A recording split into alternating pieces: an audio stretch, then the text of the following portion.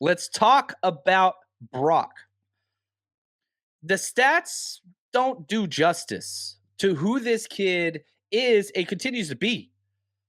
15 of 22. Actually, that's pretty damn good. 234 yards. That's really good. Over 10 yards per attempt. That's willing and dealing, ladies and gentlemen. 2 touchdowns, 1 interception, not on him. 3 sacks for 16 yards, 114.6 rating. Brock Purdy was unreal. That Jennings play really pissed me off. Put it on the hip, bobbled it up, interception. Not on Brock. That was a good. A passing target is the lower hip because you're not leading them into the safety. It was on point. Somebody was trying to argue with me on Twitter, and I was like, "Whoa, wrong, wrong." And then I saw people whenever he scrambled and ran out of bounds and he lost like 3 yards. People were like, "Man, why didn't he throw it away?" And I was like, "Nah, you can't throw that away. That was a screenplay. It was a screenplay to Christian McCaffrey. Chase Young grabs Christian McCaffrey, which you can do behind the line of scrimmage. The linemen release on top. So linemen are downfield. If he does the little dump off, there's a ref just sitting there waiting to throw a flag. It would have been a penalty. So I saw people on Twitter say, man, the rookie's got to learn. He'll know his awareness isn't there. Throw that ball away. And I'm just like, I'm over here like Dikembe Mutombo. That rookie got it right. Because if he did throw it forward, that would have been a penalty. You don't do that. So you literally, the kid's got it. You watch the one where he rolled out, had pressure, unblocked defender. That's the quarterback's responsibility when that happens. He peels out.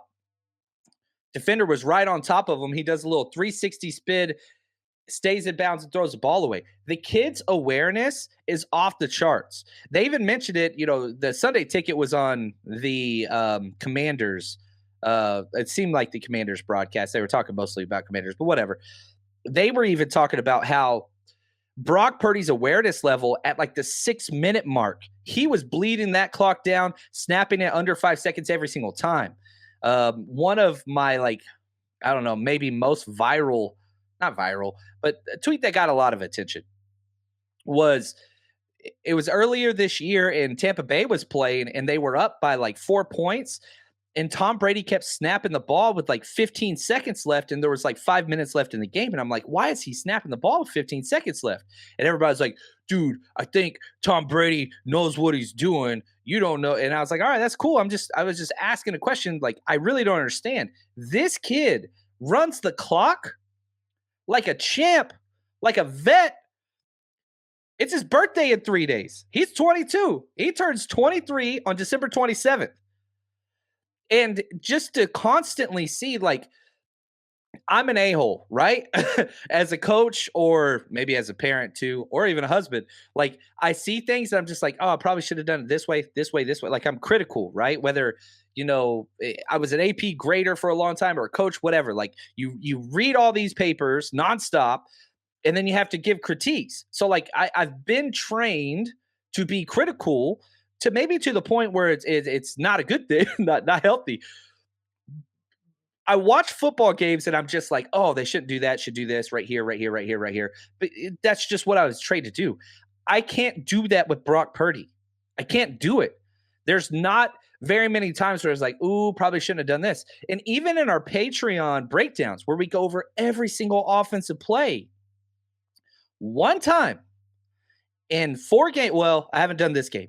One time in the 3 previous games, let's just be honest. Let's keep it real. One time I've been like, Brock should have done this. Once. Whenever it was Trey, which was a small window or preseason or whatever, or it was Jimmy, good God. I mean, it was once a drive, twice a drive with both of them. This is not a anti-Jimmy take or anti-Trey take. This is a pro-Purdy take, which is important. And you need to be able to differentiate those things because I know social media's got bear traps everywhere and people want to like turn it into this. And when they even tried doing it on the broadcast, talking about when Jimmy comes back and if Jimmy comes back, all those things. Listen to me speak. I don't care who walks into that building. I don't care. You roll with Brock Purdy. That's all there is to it. What is happening right now is special. It's special. And I keep saying, just enjoy this moment. because this kid is different. He is ice cold. Whenever the game was on the line late, boom, right there to Kittle on that third down. Kyle gave up the field goal, which was the right call in the fourth quarter, because if you were up 10, if you kick the field goal, now you're up 13, does no difference. They still have to score 2 touchdowns, doesn't change anything. So Kyle, keeps the offense out there, and Purdy was just chill as hell, man. Purdy was backed up on the 1-yard line again this week. No issue whatsoever. None. It was a 99-yard touchdown drive. Now, most of that was on that Ray run, right? But make no mistake. It is the calm, cool, collected nature that Brock Purdy brings. You can't measure poise. You cannot quantify it. If you could, he's got a Purdy fool. I don't know the word that you could use, but we remember Jimmy, and we remember the 2 safeties this year that were huge and monumental games that hurt us both times. Man. Oh, I freaking love it. I love this kid. It's just freaking fun. And you see it in his eyes, and you see everybody else around him. Everybody believes in him. Everybody does. I mean, Brock's confidence that he brings in every single day makes us all very confident. We know that he's going to make plays with his legs. He's fantastic about rolling out, keeping his eyes upfield. I mean, he makes guys miss in the backfield. He's such an athlete. He's good with the football. He doesn't make stupid throws. I mean, you can just tell he's taken tens of thousands of reps at quarterback. And I think that's very helpful for him right now. And it's a reason that he's been able to step in this late in the season and play at a high level. And it's so damn fun to be a part. I know I'm on this side, and we're all on this side, whether you're in the stands, whether you're listening, whatever. When you think about Brock Purdy playing, how in the world do you not just smile, right? He's the equivalent of Christmas to little children as a 49ers fan. You got to freaking love it. Is it going to continue? Yeah, here we are. We keep saying that. We keep asking that. That's right, baby. Ice cold. Oh, no. I'm a Mavs fan, so this hurts me, Grand Ace. And he says, Purdy has the Tim Duncan expression. None. Just freaking won't. All the time. Just chill. If you got a snapshot of Brock Purdy and you tried to guess the down distance or time in the game or whatever, you lose that game every time. Every time. Yeah, Benji, I don't think it's close. He says Purdy has way more situational awareness than Jimmy.